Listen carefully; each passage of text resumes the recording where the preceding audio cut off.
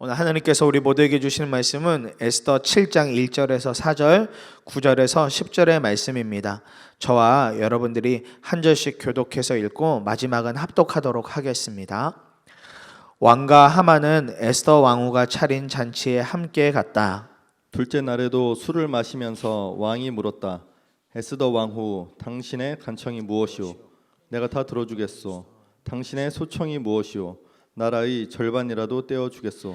에스더 왕후가 대답하였다. 임금님, 내가 임금님께 은혜를 입었고 임금님께서 나를 어여삐 여기시면 나의 목숨을 살려주십시오. 이것이 나의 간청입니다. 나의 결례를 살려주십시오. 이것이 나의 소청입니다. 나와 내 결례가 팔려서 망하게 되었습니다. 사륙당하게 되었습니다. 다 죽게 되었습니다. 우리가 남종이나 여종으로 팔려가기만 하여도 내가 이런 말씀을 드리지 않을 것입니다. 그만한 일로 임금님께 걱정을 끼쳐드리지는 않을 것입니다. 그때 왕을 모시는 내시들 가운데 한 사람인 하르보나가 말하였다. 하만이 자기 집에 높이 신자짜리 장대를 세워놓았습니다. 그것은 임금님을 해치려는 자들을 제때에 고발한 모르드게를 매달아 죽이려고 세운 것입니다. 그때 왕이 명령을 내렸다. 하만을 거기에 매달아라.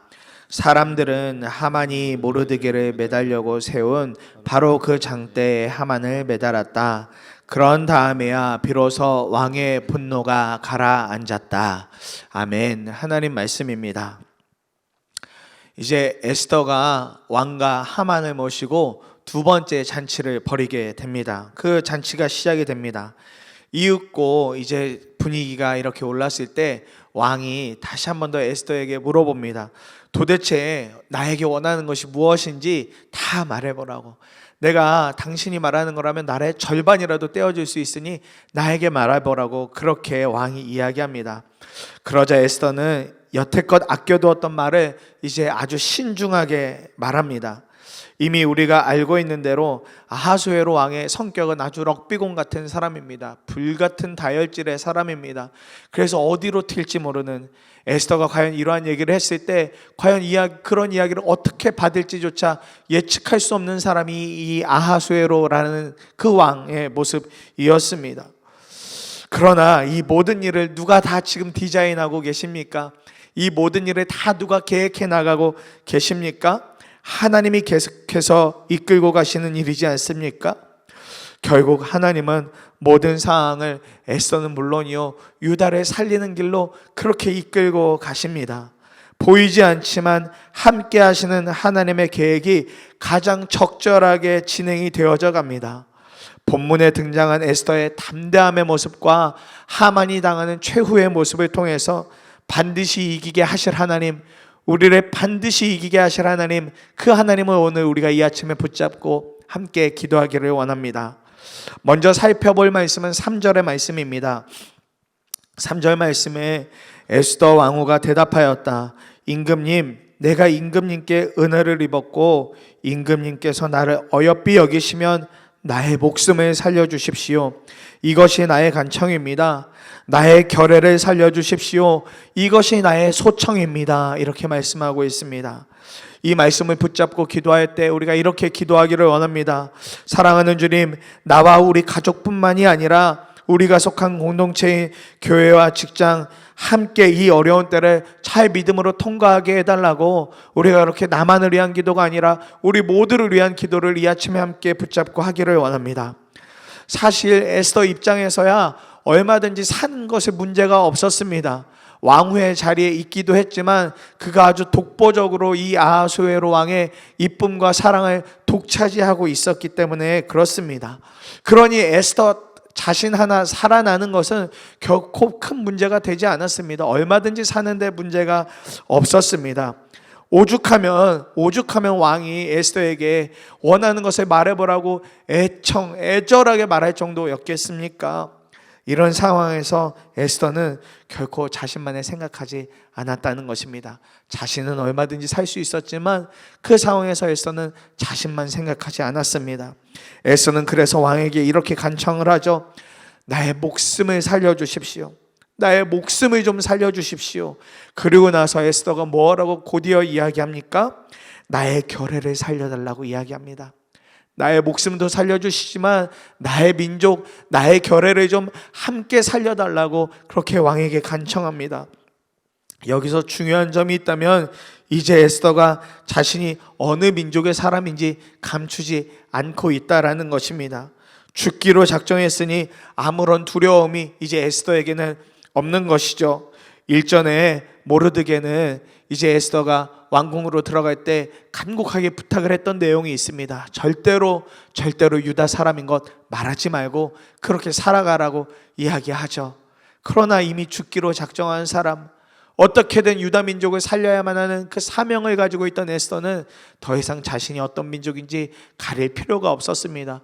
감출 필요가 없었습니다. 가장 중요한 순간에 에스더는 자신이 유다의 민족임을 말하면서 나뿐만 아니라 내가 속한 공동체를 좀 함께 살려달라고, 함께 살아나게 해달라고 그렇게 왕에게 이야기하고 있습니다. 이런 에스더의 모습을 보면서 정말 요즘 같은 때에 우리가 붙잡아야 할 믿음의 행동이라고 생각이 되어졌습니다. 사랑하는 성도님들, 요즘에 얼마나 어려운 때를 보내고 계십니까? 코로나라는 상황 자체도 참 만만치가 않고 가뜩이나 불편한 상황인데 요즘 들어서 갑자기 육신의 질병이 찾아왔다는, 또 육신의 질병으로 어려워하신다는 성도님들의 소식을 많이 듣게 됩니다. 또 그뿐이겠습니까? 이미 이렇게 코로나 상황이 꽤 오랜 동안 되어지면서 재정적으로도 겨우 버티고 계시는 성도님들이 계시다는 이야기를 들을 때마다 하나님이 도대체 이 일을 언제 끝내시려나, 하나님이 도대체 이 일에 대해서 우리를 언제쯤 자유하게 하시려나, 이런 마음이 들 때가 참 많이 있습니다. 그러나 이럴 때 우리 한 사람 한 사람이 에스더와 같은 담대함으로 나 자신뿐만이 아니라 내가 속한 공동체를 살리기 위한 기도에 불이 붙고 또 사랑과 섬김의 실천이 일어난다면 하나님께서 분명 그 일을 통해서 하나님 보이지 않아도 함께 하시는 놀라운 하나님의 은혜가 나 자신과 우리 가족은 물론이고 내가 속한 모든 공동체를 다 살려낼 수 있겠다라는 그런 마음을 붙잡게 되었습니다. 제가 젊은이 교회에서 사역할 때에 한 번은 담당하던 한 또래 지체에 가족이 수술을 받는 일 때문에 기도 제목이 있었습니다. 그런데 그 수술하는 데 있어서 헌혈증이 좀 필요하다는 거예요. 아마도 수혈하고 여러 가지 일들을 진행하는 일 때문에 급하게 그런 헌혈증이 좀 필요했던 것 같습니다. 또 혈액형이 좀 특별한 형식이어서 그런 헌혈증이 필요했던 걸로 기억을 하고 있습니다. 이 일에 대해서 담당하는 목사님께 얼른 나누고, 또 그리고 나서 제가 이렇게 담당하고 있던 또래 리더들과 이 일을 나누고 나서 바로 그 또래 단체방에 공고를 올린 적이 있었습니다. 그런데 당시만 해도 제가 이런 일을 경험해 보지 않았기 때문에 이렇게 한다고 해서 청년들이 우리 생각에는 철이 없을 것 같고 생각이 짧을 것 같고 자기만 생각할 것 같은 그런 청년들이 과연 얼마나 반응할까, 이 일에 대해서 청년들이 어떤 모양으로 반응을 할 수 있을까, 그런 여러 가지 믿음이 없는 생각들이 제 안에서 계속해서 일어났었습니다. 그런데 그 생각이 오래가지 않아서 다 깨져버렸습니다. 우선 그 헌혈증이 있는 친구들, 헌혈을 한 친구들에게서 먼저 연락이 오기 시작하더니 심지어 여러 청년들이 어떤 것이 필요한지 다시 한 번 더 확인하고 물어본 후에 헌혈을 오늘이라도 당장 하러 가겠다고 그렇게 연락이 오는 겁니다. 그리고 무엇보다도 그 지체를 위해서 간절하게 기도하겠다는 메시지들이 계속 오는데 정말 제 온몸에 전율이 흐르는 것 같더라고요. 내가 가장 믿음이 없었구나. 하나님은 이 일들을 그냥 누구 한 사람의 어려움으로 남겨두신 것이 아니라 공동체가 함께 지는 그런 짐으로, 공동체가 함께 나누는 은혜로 만들어주신 거구나. 온몸에 전율이 흐르는 것 같았습니다. 그 일로 수술도 잘 진행될 뿐만 아니라 자신의 불편을 감수하고서라도 공동체를 끌어안았던 수많은 지체들 때문에 한 가정이 놀라운 하나님의 은혜를 경험하는 길로 하나님이 이끌어 가시는 것을 그렇게 본 적이 있습니다. 그뿐이겠습니까? 이미 저희 교회 안에도 올해만 해도 그런 간증이 있죠. 코로나가 터지고 얼마 안 되어서 우리는 부활주일을 맞이했었습니다. 그런데 그 부활주일에 여러 광고들이 있었지만 정말 우리 사랑하는 성도님들 중에 갑자기 어려운 당한 성도님들 우리가 함께 도와줘 보자고, 도와드리자고 그렇게 구제헌금을 요청했을 때 놀랍도록 하나님이 은혜를 부어주셔서 그 구제헌금을 가지고 정말 어려운 형편에 있던 성도님들 도울 수 있었습니다.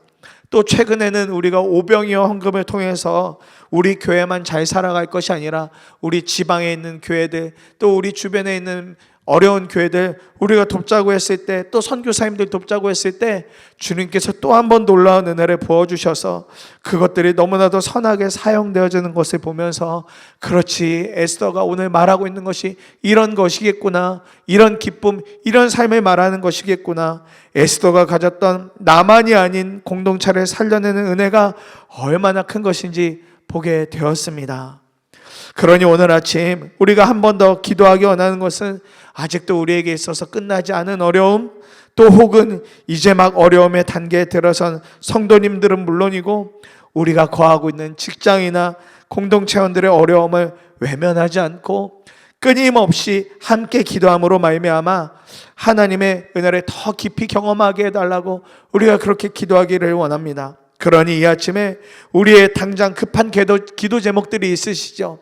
성도님들 개인의 삶에만 봐도 참 많이 급하고 위중한 기도 제목들이 있겠지만, 정말 간절한 마음으로 나와 우리 가족뿐만 아니라 우리가 속한 공동체인 교회와 직장이 지금의 어려움을 잘 통과하게 해달라고, 지금 기억나는 어느 성도님이, 어느 가정이, 또 직장의 어느 한 사람이 정말 좀 하나님을 믿는 믿음으로 그렇게 이 어려운 때를 잘 통과하게 해달라고 중보하는 그 중보의 기도가 이 아침에 우리 안에 붙잡혀지고 살아나고 불이 붙기를 간절한 마음으로 축복합니다. 그러면서 마지막으로 9절과 10절의 말씀을 함께 살펴보기 원하는데요, 그때 왕을 보시는 내시들 가운데 한 사람인 하르보나가 말하였다. 하만이 자기 집에 높이 신자짜리 장대를 세워놓았습니다. 그것은 임금님을 해치려는 자들을 제때에 고발한 모르드게를 매달아 죽이려고 세운 것입니다. 그때 왕이 명령을 내렸다. 하만을 거기에 매달아라. 사람들은 하만이 모르드게를 매달려고 세운 바로 그 장대에 하만을 매달았다. 그런 다음에야 비로소 왕의 분노가 가라앉았다 말씀하고 있습니다. 이 말씀 붙잡고 이렇게 기도하기 원합니다. 반드시 우리의 상황을 역전시켜서 이기게 하실 하나님을 믿습니다. 우리가 낙심치 않고 주님만 끝까지 바라보게 하옵소서. 낙심하지 않고 끝까지 주님만 바라보게 하옵소서. 이렇게 우리가 이 아침에 기도하기를 원합니다. 모든 상황이 이제 다 역전이 되어졌습니다. 이제 모든 상황을 하나님이 다 반전으로 일으켜 주셨습니다. 모르드게를 매달려고 그렇게 세워놓았던, 하만이 세워놓았던 장대에는 결국 하만이 매달리게 되고, 마치 사형 선고를 받은 것 같은 삶을 살았던 모르드게와 유다 백성들은 하나님의 놀라운 섭리 속에서 슬픔이 변하여 기쁨이 되어지는 그 길이 열려졌습니다. 하나님은 자신의 계획을 풀어가시는 데 있어서, 자신의 계획을 이끌어 가시는 데 있어서 모르드게와 에스더를 이렇게 아름답게 사용하셨습니다. 하만이 장대에 매달려 죽게 되는 이 장면을 보면서 우리는 더 분명하게 알게 되죠. 하만이 장대에 매달려 죽는 이 모습을 통해서 우리 더 분명하게 알게 됩니다. 무엇을 알게 됩니까? 하만은 하나님을 경외할 줄도 몰랐고, 하나님 없이도 얼마든지 혼자 승승장구하며 살 수 있다는 자만심, 교만함이 정말 가득했던 사람입니다. 그러나 그러한 죄가 가득한 자의 최후의 모습을 보십시오. 자만하고 교만하고 하나님 없이 살던 자의 최후의 모습을 보십시오. 하나님이 다 지켜보고 계시다가 결국은 하나님을 믿는 사람과 그 자리를 바꾸어 놓으셨습니다. 죽이려고 했던 사람은 살리시고, 정작 음흉한 마음을 갖고 있던 그 죄인을 하나님이 그렇게 장대에 매다는 모습을 보여주고 계십니다. 그런데 문득 이 장면을 묵상하다가 십자가가 떠올렸습니다.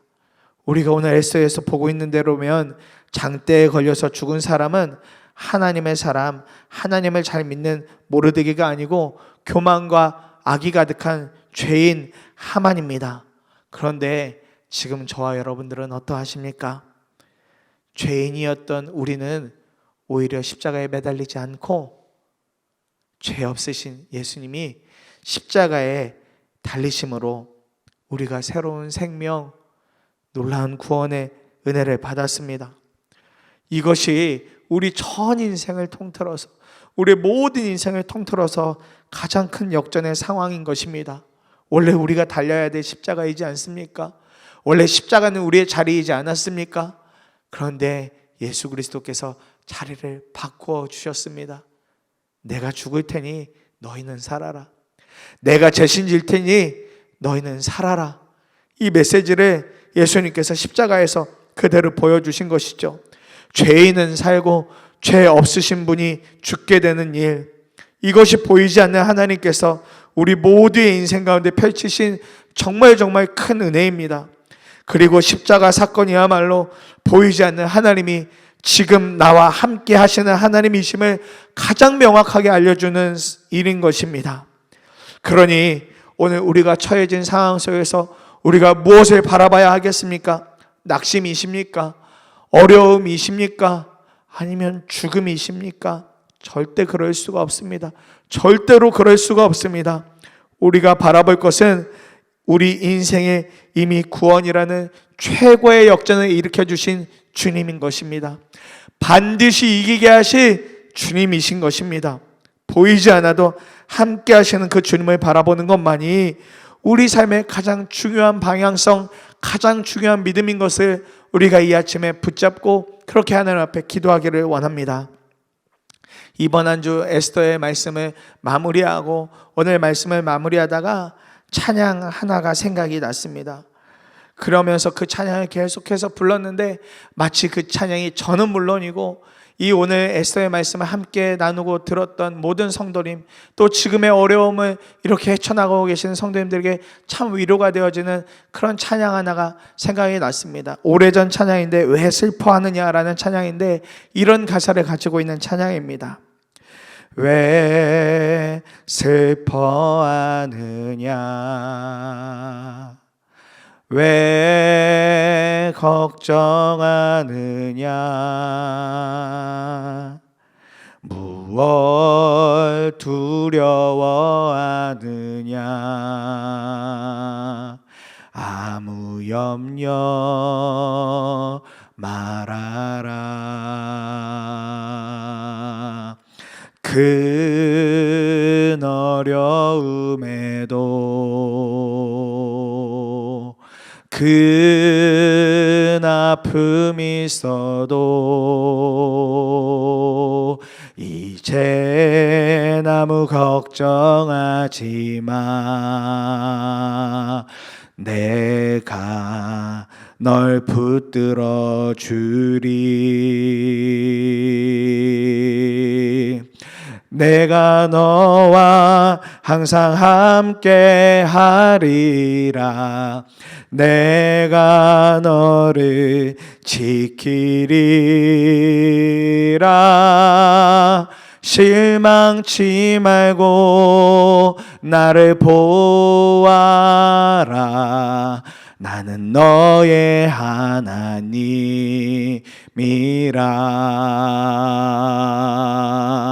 실망치 말고 나를 보아라. 나는 너의 하나님이라.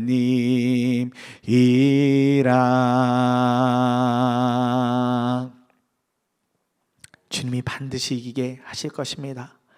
아무것도 두려워하지 마시고 아무것도 슬퍼하지 마시고 오늘 우리의 등 뒤에서 함께 하시며 함께 하신다 말씀하시는 하나님, 지키시겠다고 말씀하시는 하나님, 실망치 말고 나를 보라고 말씀하시는 그 하나님을 우리가 반드시 바라볼 수 있기를 원합니다. 하나님이 보이지 않는다고 해서 세상을 바라보면 낙심의 삶이지만 보이지 않아도 주님이 지금 나와 함께 하신다고 믿고 주님을 바라보면 주님은 우리의 인생을 반드시 지키셔서 반드시 이기게 하실 줄 믿습니다. 보이지 않는 하나님, 그러나 함께 하시는 하나님이 오늘도 사랑하는 성도님들의 삶 가운데 여전히 함께하고 계십니다. 오늘 말씀을 붙잡고 두 번에 나누어서 오늘도 우리가 함께 기도하도록 하겠습니다.